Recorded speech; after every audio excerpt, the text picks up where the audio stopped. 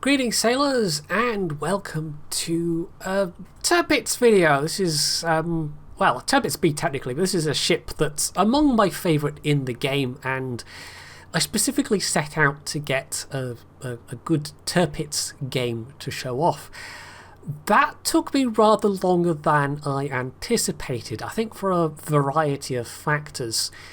For one thing, I have been actually kind of neglecting my battleships for the past months at this point, and that includes the Tirpitz, even though it's still my most played ship overall, which is I think at almost 500 battles now, which is not that many compared to when you see some people with thousands of battles in the same ship. But I don't love any ship quite that much.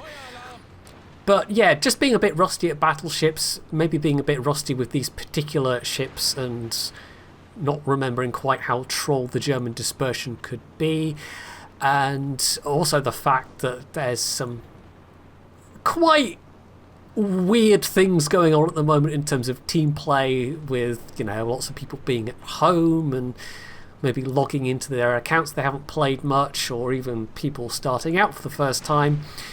And lastly, this ship is one of those that maybe hasn't aged so well as a premium. It is one of the older premiums in game, and that's why I specifically set out to see if I could get a good, interesting replay out of it. And certainly down-tiered with the 15-inch guns, it does struggle on that accuracy. It's not the only one. I would say exactly the same things of the Monarch and the Roma. The Roma is really not one that you see out in the wild very often at all these days, but the Tirpitz is still a relatively popular choice.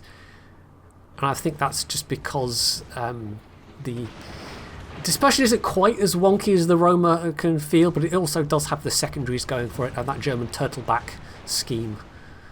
But I think mainly it's the secondaries that attract people. And this actually is set up specifically for maximum secondaries with captain skills and the equipment that's on the ship.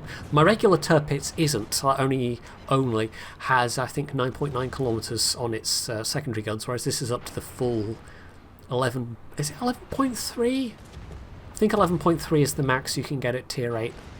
I'm sure the Massachusetts maximum secondary range is also 11.3 at this tier. Now, this match was a bit of a wonky one. This was, I think, relatively late.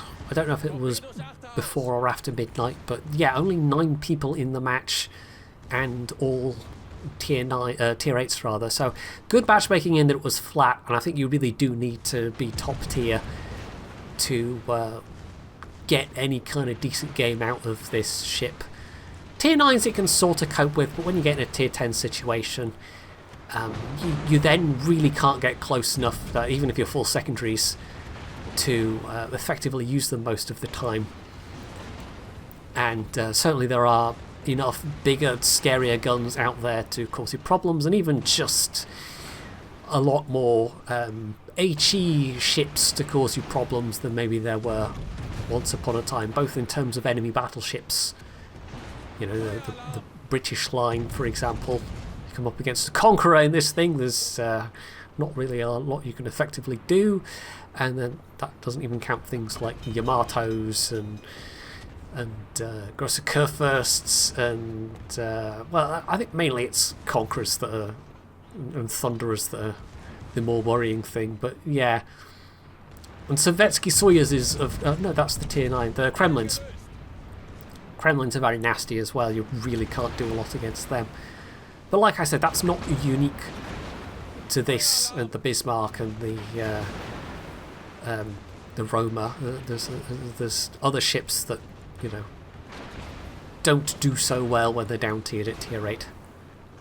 Anyway, so far I'm up to about 50k. I don't think I actually did that much in terms of secondary damage in this one. I did get some secondary damage, but in terms of fires, I'm getting absolutely hammered. And this is one of the disadvantages of going for the full secondary build, is you don't get to have fire prevention, which I actually have on quite a lot of my high tier battleships these days. It's almost a mandatory skill on battleships.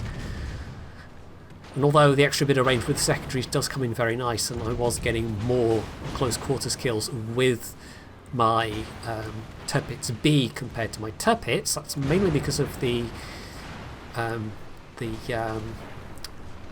module, I think, rather than having advanced firing training with the extra range. It's more the module giving that 60% accuracy bonus, making the grouping that much tighter, which of course on the Massachusetts you don't really need. In a way, this really has been superseded by the Massachusetts. It's a lot more vulnerable to being hit broadside, but in terms of just getting HE spammed, you know, it's about the same, and the Massachusetts doesn't need to have that module, and it doesn't need to have manual secondaries like this. Like, that's another thing I've got on this, is manual secondaries on the captain.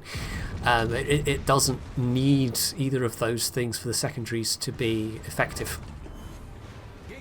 whereas for the Tirpitz you really need both. So that was a nice kill. Undoubtedly the Megami got their torps away, but yeah, that was a nice dev strike. There we go, there's the torps, but they don't really... that might have actually been Kagero torps. It's kind of hard to tell, to be honest. In fact, it might be more likely to be Kagero torps. I'm not sure if the Megami had quite the angle. But that was a really silly risk for that Megami to take. I'm not entirely sure why they did it. But anyway, yeah, there's more torps, so there's a good chance they're now on their reload. That's fine.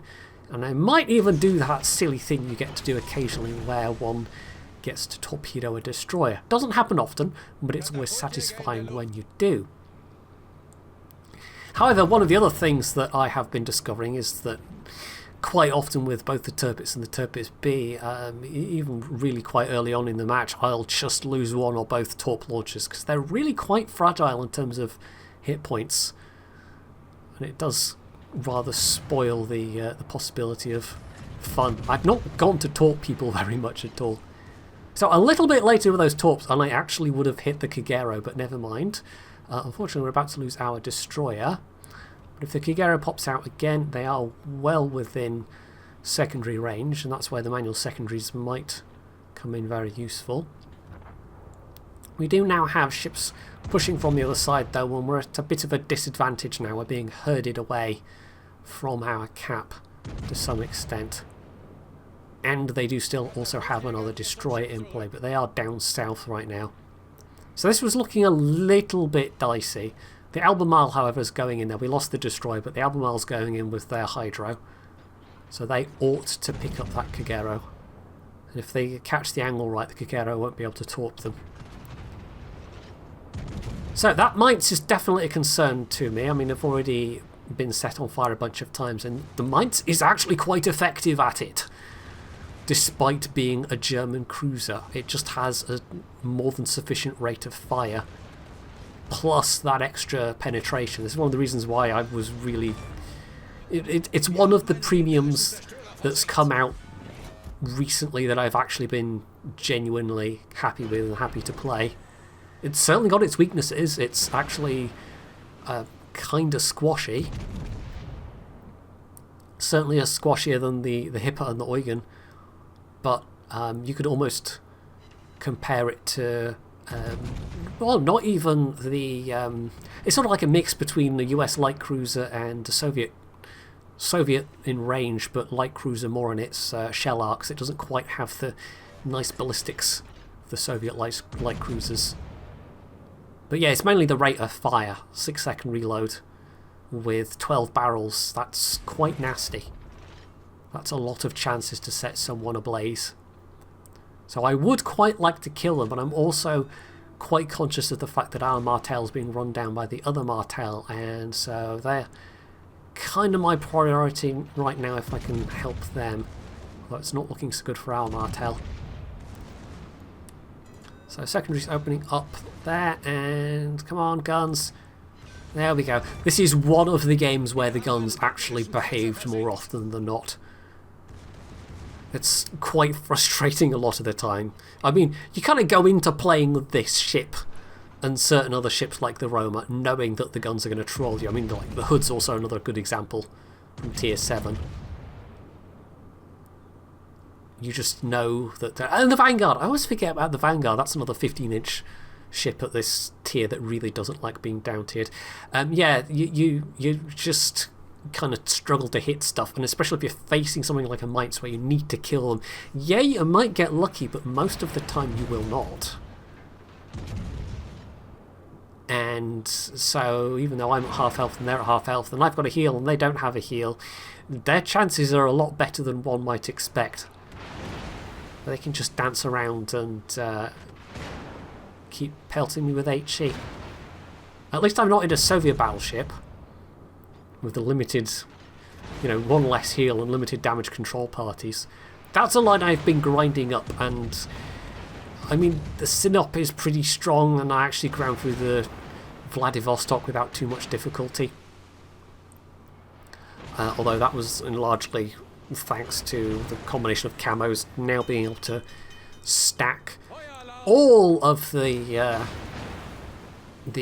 flags on, but also just that it's tough enough that you can start to get into the ranges where the accuracy absolutely starts to sing, whereas of course the accuracy is fairly dire on the Tirpitz at all ranges just about, but at least at closer ranges you've got the secondaries you can bring into play. But yeah, the average damage for the Vladivostok is I think my highest of any tier 8 battleship now that I've ground through that. And I'm onto the Svetsky Soyuz, which I'm enjoying less, to be honest. But like I said, I haven't been enjoying the line that much overall. Just that combination of limited heals really doesn't do it for me. So I really do have to try and kill this this Mites. It would be awfully nice if I could get some help from our remaining battleship, who doesn't seem to be firing at this guy. I seem to be the only one. Maybe they're firing down at the other battleship, the remaining enemy Tirpitz to the south. I don't know. Oh, there we go. There's some shots coming in. Maybe I was telling porcupines. Maybe they are trying their best and just missing as much as I am. But as it is, with this double fire they've got going, I'm out of heals. I'm not going to survive this. However, with those secondary shells in the air, I not only get a close quarters, but a flesh wound as well. So yeah, that's basically secured the cap. Although I think even if I had died, the Bismarck probably would have been fine against them. They could have finished them off. It would have been nice to have a bit more help from the Bismarck, but they kind of... I don't know, I pursued the mines with a bit more confidence than I should have had, really, I suppose. Maybe I should have waited for the Bismarck to catch up with me. But even if I had, the mines has the range to make that work. I'd have had to get unspotted, basically. So we've gone down to 2 versus 1. This is going to be a really close game. We are ahead on points. But that Hipper isn't tremendously healthy themselves. So they might get finished off. But our Bismarck is now able to fully concentrate on just coming down the middle to assist. We do basically need to not lose any more ships if we can help it, though, just because it's quite close on points. And the Hipper is actually planting themselves behind an island. So that, I guess, you know, with the thought that they will get to torp the Tirpitz. But the Tirpitz is, well, they go for it. But the Hipper has the warning time, basically, to get their own torps away. So even if the Bismarck hadn't killed them and the Hipper had died, the Hipper's torps would have still finished the job anyway. So that was pretty much guaranteed a win at that stage. So that was a Confederate, a high caliber, the flesh wound, the dev strike, and 2 close quarters medals, all of which made for rather a fun game. But it would have been nice to survive. However, even though I didn't, I managed a rather respectable score there and a pretty decent amount of damage just from the main battery. The dev strike obviously helped a lot, but another nearly 30k from the secondaries. And I can't remember if this is with or without IFHE, and then another 8k on top of that from fires. So not a lot of fire damage there at all, but you know, it was a nice top up on what I already did, which I wouldn't necessarily have gotten with my Tirpitz. So yeah, overall, it can be a fun ship to play, but it doesn't hold up as well as some of the other older premiums. I think this one has gotten a bit creakier as time has gone on, especially down-tiered these days. It can face some ships that it really can't do much against.